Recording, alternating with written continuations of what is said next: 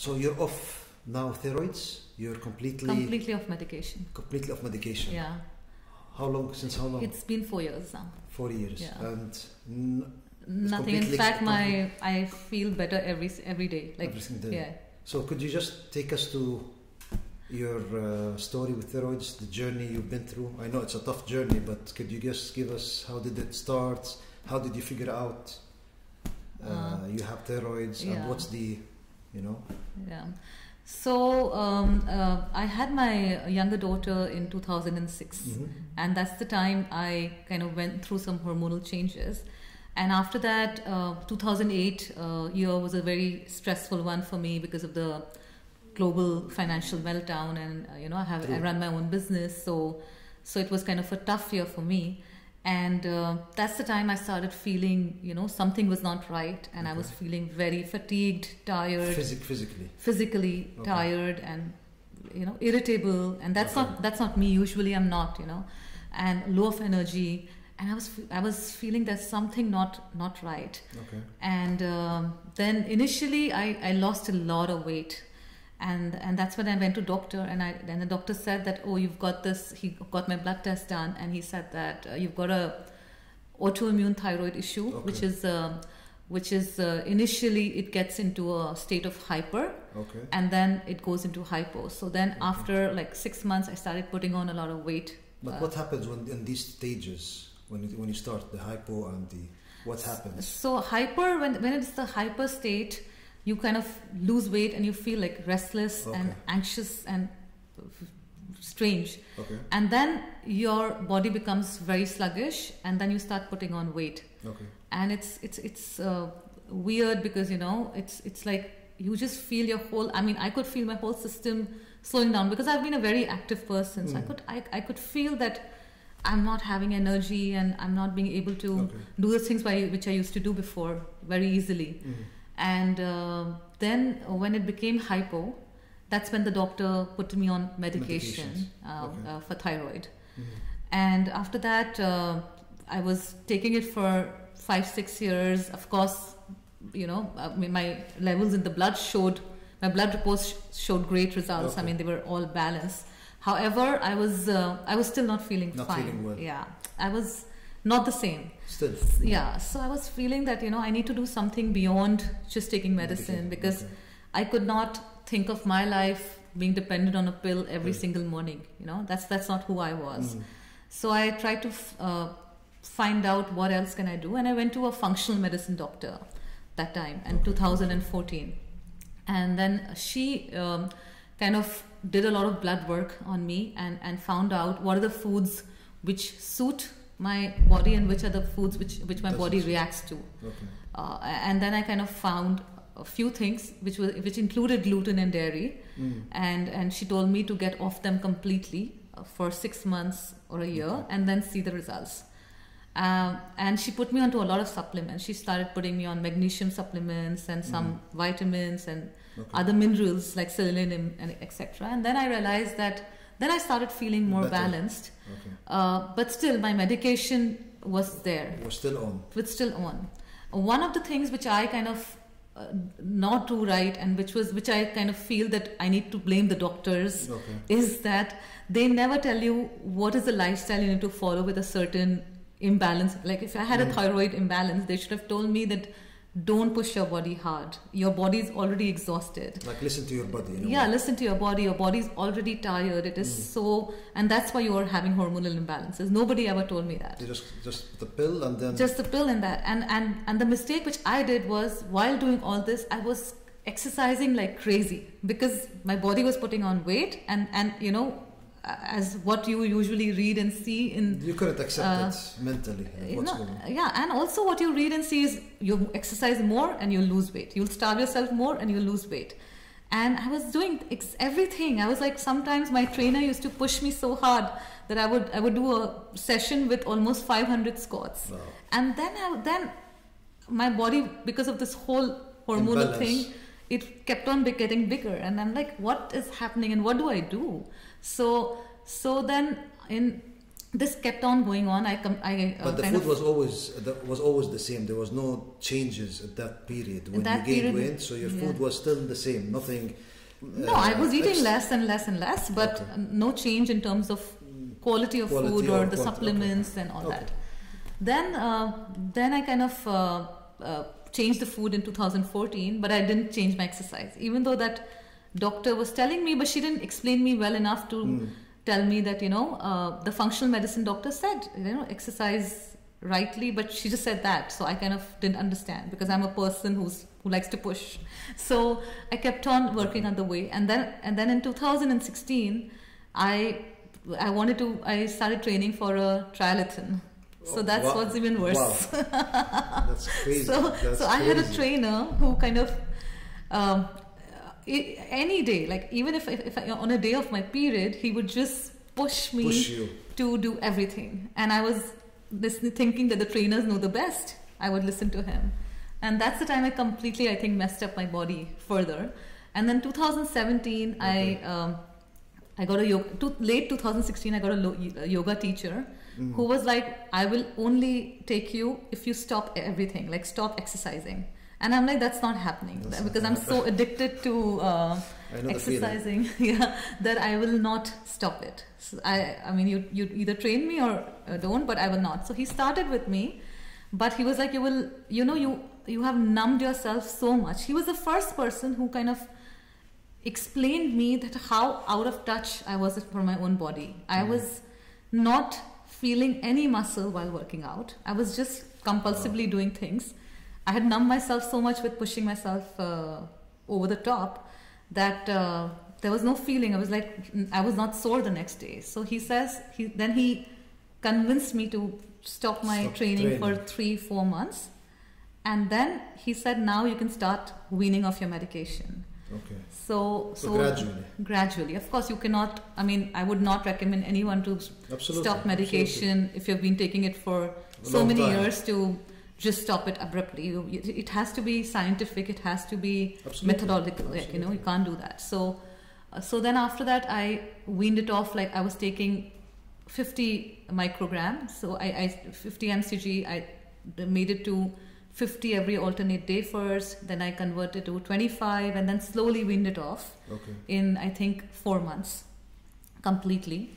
And then it was just exercising rightly, eating well, nutrition wise, and of course breathing practice. Like I think that's really helped me a lot, is a good breathing practice. I hear a lot about it. I think it's a growing sort of sector or section that people are focusing a lot about it, like the breathing, even whether in training or whether in a stressful situation or like so. Absolutely. I think it's always been there, but nobody. But I think people were never aware. At least coming from where I come from, India, it's been a part of the yogic tradition, and it's always been there. It's just that, like every traditional good thing, it's been lost. So now people like research and everything shows that there's such a strong correlation between how you breathe and how you feel, right? So I think do that more. So you started gradually reducing the dosage of the medicine. And this is the medicine that you started off in 2008 or 9. Okay, so you stayed throughout this period on this medicine. Yeah, I did. Okay, and you started until you completely weaned it off. Yeah. Okay. Yeah. And then what happened? And then I was doing well. So of course, because if your body has been used to being dependent on something for so long, and it's not producing that hormone because it's become lazy or whatever to produce it, it takes time for the body to revive. So you will go through issues like transition phase is going to be there. So 2018 and part of 2019, I can say, was a transition phase for me. Okay. Where I also kind of, at one point, I had almost like a breakdown in terms of physically, like I could not, exercise. And I was training with my trainer that time, and he was actually, he also said, slow it down, and then we kind of just continued just consistency without much putting on much work. And then now, like in 2020, and now I feel at my best. It's the best. With my energy levels and the way my body is functioning and the way I feel. I mean, it's interesting, but when you say yoga, Uh-huh. what did your yoga teacher do that is, let's say, that started all these changes? You know, because when someone says yoga, it's like, okay, it's good. I mean, everybody really knows yoga is good, but how did that affect, let's say, the sort of physical problem that you had with the thyroids? Yeah. So, so the teacher I train with is more of a, he kind of Spiritual? no, he's more of a biomechanical. Like he kind of sees your body and he understands the disorders and the muscular disorders. Okay. He has that eye for it. So he kind of made me balance my postures in a way where my digestion started working well because of the whole pelvic tilt, the whole spine thing. Once that's set correct, your digestion starts becoming better. Okay. And once your digestion starts becoming better, your hormones start settling down. Okay. So that's what he worked at. And then I also worked with a separate breathing teacher. So he kind of combined it with a breath practice, which again, balanced my internal systems well. Okay. And then together it worked. So you worked on these two things at the same time? Yeah. For how long? So since 2017, so it's been almost 3.5 years now. Yeah, till now, I'm with my yoga teacher and my breath. Okay, and the medicine is completely off. Absolutely the off. medicine. Yeah. How were you able to cope with the normal things during this phase? Mm-hmm. Let's say like children. How many kids do you have? I've got 2 girls. Yeah. Okay, nice. How were you coping during this difficult phase between 2008 and 2018 till things started to improve? What was Bhavna? What was her normal day like? Yeah. Like anxious, angry, exhausted, in the bed most of the day, uptight. What was your day like? Yeah. So I was always. And that was a time when, my daughters, the older one was growing up. She was going through her own teenage issues, and then, it was all combined. So it was a very, the Bhavna was very anxious. Okay. I was never a person who would sit in bed. I mean, I'm a person who overdoes rather than underdo. So that's also a problem. It has to be balanced. So very, very anxious, very, always on the run, restless, very restless, always thinking that now I need to finish this and I need to rush here, and constantly trying to juggle things without having the energy for it. So what kept you going? I think it was what they call is the cortisol or the adrenaline or whatever it is. I think, and that was what messed me up further. Get you going. Yeah. And what about work at that time? I was handling work as well. So you were handling the problems that you were going through, like the kids, everything, all at the same time. And over pushing myself in exercising. So when you realized that, let's say, that fatigue that you had and that during that time, how long did that stay with you until you, let's say, said, you know what, there's something wrong, I need to go check it? Yeah. Did it take, I don't know, a month, a year or 2, or were you feeling tired for the, let's say, previous 1 or 2 years or something like that? What are the signs? What are the things that made you actually look for? This was when you're talking before the diagnosis of thyroid. Yes, before the diagnosis. What made you actually go and check for and say, you know what, I've had it, I need to go check medically what's wrong with me? Yeah. So there was, emotionally, I was not feeling fine. Emotionally, I was feeling mood swings, a lot of mood swings. Then, a lot of anxiousness. And then coupled with crying phases or phases. And then, also the fatigue was just not like, it's like it would get okay with a good sleep or something. It was not that kind of a fatigue. It was something different, I could feel that I'm so drained of energy. And then of course it started showing on my nails, my skin, my hair started falling. And so those are the signs also which These are the signs that make you say that's either I'm deficient of nutrition or I'm deficient of something. Because that's what most people think. They think it's a vitamin deficiency or Yeah. Okay. And then, and also coupled with, because I had my daughter, so I also thought that, oh, it just must be postnatal, you know, which is postnatal symptoms. So I didn't even know that. Okay. However, I still decided to go to a doctor to address it, because I was like, you know, something needs to be done here. Okay. I can't go on with 2 kids and work and everything feeling like this. I'll collapse. So that's the reason I went to the doctor. And during those years, after when you were on medication, I mean, what was the checkup like? Like, were they checking what's the development, the progress of the thyroids? Is it getting less? Is it getting more?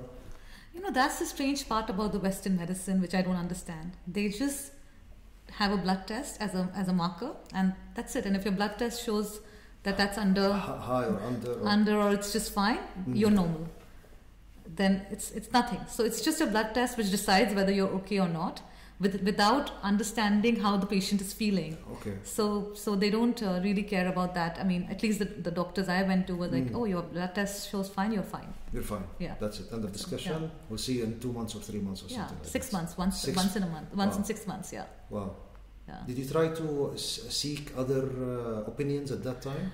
You know, thyroid is such a common problem in women and postnatal that it's just considered like, yeah, it's just thyroid. Why are you even like bothering so much? Why are you even talking about it so much? They don't understand that it's so important, that you know, it's such an important hormone of the body, and it really like defines how you feel, your metabolism. And unless you're physically feeling fine, how can you ever be giving your best to your children as a woman, or your family, or even if you're working? Absolutely. How can you do that? So nobody takes it seriously. But I would recommend that it is one of the most. You should really take it. One should really take it seriously, and yeah, one should really work on it and do something about it. And now, does it have to do anything? I mean, I'm not a doctor or medical, but is there any genetics that plays in this, or no?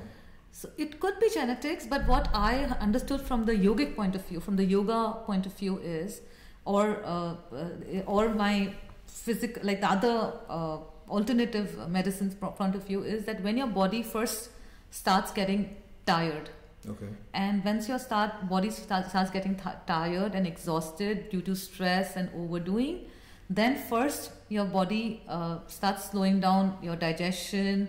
Your insulin levels start getting affected, and then it goes to your thyroid. And that thyroid is shown as hyper because it's trying to manage more and more and more to cope with your body, what you're doing, with your activities. And then finally, when it gets super exhausted, and it's like, then it turns into the hypo state. And then it's like, you know, you need supplement, you need to take an extra hormone from outside. So this is what happens in a case of thyroid. At least I have been told from my alternative doctors that. Yeah. We had a guest the other day, and he also spoke about the insulin level, and it's good that let's say our trainer also speaks about that. I mean, there's so much information out there that a normal person wouldn't look at or wouldn't even digest. It's only when, let's say, my trainer started speaking about these things that for me that are like Chinese, the insulin level, and what times of the day that the body produces it, and what time to sleep, and explain things like my father used to say, like, if you don't sleep at night on this specific time, even if you sleep the whole day, it will never. So I knew that, but I didn't know the science behind it. And then, let's say, my trainer explained that to me. So it's interesting that I'm seeing thankfully it's more developing, that people are actually, because the internet is full of information, and you just need to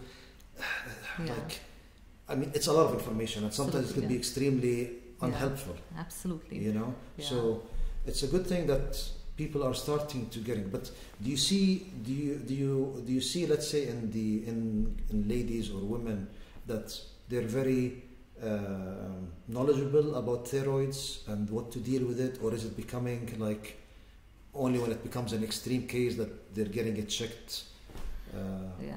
Unfortunately, I think the modern society and modern women, we are just not aware of any of the hormones that affect us so badly. So nobody, so many of my friends have this issue, and they kind of find me also weird. They're like, why are you even working so hard to balance it? Just take a pill and live your life. I'm like, yeah. But I'm seeing a lot of people. I mean, a lot of people are concerned about it in terms of, let's say, the weight, in terms of the you know, how it affects the ladies and all that. I mean, is it because, let's say, now with more research or with more information, are there they're more aware of it, of these? It depends. Of how important this. No, of course, people understand that it's very important, but they feel that it can be corrected by taking a supplement, like a hormone from outside. So, so a small thyroid medicine every day is something which they don't mind putting their body onto. But very few people, especially in cities like Dubai, you know, with the kind of lifestyle we have and the partying life, nobody wants to really sleep on. I mean, you know, the basics of sleeping on time, waking up on time, being consistent. It's boring. It's discipline is boring for people. We want activity. So you want to party till 3 a.m. and then get up whatever time and then exercise one day, not exercise few days. It's active lifestyle, and it's a crazy lifestyle, right? So then there's no other option. Then I would recommend that please have the pill and supplement your body with that pill, because you can't keep up. Yeah. You can't keep but up. If you want to like cure it, then you need to make these changes, which can be boring, but once you do them and you feel great, you feel it's worth it. And now after you've so when you last checked, you were completely blood tests and everything was completely fine. And this yoga teacher, let's say, how often were you seeing him? Let's say on daily basis, on a weekly basis? I worked with him twice a week, and that's it. And twice a week. Twice a week. For like normally for an hour or so. For an hour. Okay. That's it. Yeah. And that you went previously for that person, that lady that told you, okay, this food is not good for you. That food is. Did you keep on that, or did you stop that? So I've kept on the basic broad guidelines of it. Like I kind of not have gluten and dairy at least 80%, 90% of the time. I chose to be a vegan. However, now I am realizing that maybe anything drastic is not good. For now, my path is to be more balanced and more in between, neither too extreme, anything. Yeah. So now I'm like I follow an 80-20 rule, where I 80% of the time I kind of I'm disciplined about the food I eat and everything, and then 20% of the time actually intentionally let go, because I'm a sort of person who can get very rigid, and I'm a sort of person who can get too much into a certain thing. So for me, let going is also very important. So then I have decided to have an 80-20 rule for myself. But it depends on each person. You know, are you more at peace now with this? Yeah. And your training, are you going back to that crazy training, or it's more balanced now? No. Are you able to do 500 squats again, or? No way. With the way my body gives my I cannot do 500 squats. My body gives me a feedback now. Before, my body was numbed. Now it gives me a feedback. So if I work correctly, I think 20-30 squats would be enough. That's a maximum. That's a maximum. Yeah. And if done correctly, yeah. So you practice like what, three times a week, 4 times a week now? I practice with the trainer, our common trainer, 3 times a week. 3 times a week. Yeah, and you know his technique. He's like very slow. I mean, for me, he's slow, but very, very specific movements and feeling every body part. So exactly. I think he's very precise. You know, on the in terms of take your time while you're doing it, but do it correctly. Yeah. Regarding from a medical point of view, does thyroid come back normally? It's a hormonal imbalance. If you kind of choose to have a lifestyle again which is exhausting you, or it's gonna, so it can come back. A hormonal imbalance. It can always happen. It can always happen. Yeah, it's a lifestyle problem. I mean, once you don't have a lifestyle which sustains this, you can always get it back. Yeah. Okay. That's really interesting. I mean, going through all this, I can only imagine like going through all this phase. Like it's about 10 years that you've been. And I'm sure it must have been really stressful on you, on your spouse, on the kids, on your work, on your all aspects of your life. Yeah. And were you always had this good vibes and good energy? Let's say before that. No, but I was always a person who believed in active lifestyle, exercising, eating right, but no, I was so anxious, so stressed out, so low on confidence because of my thyroid issues, and not this person. I feel transformed. I feel transformed with this journey of healing myself. That's really inspiring. Yeah. I really love that. Yeah, really love that. Yeah. Maybe down the road we're gonna have you for another maybe more detailed or something you could share more with people. I mean, more detailed or more, let's say like perhaps a program or an advice, or if some people have some questions later on, perhaps we'll have you on a second time over here. It was lovely to have you today. Thank you so much. It was lovely to be here. Thank you so much.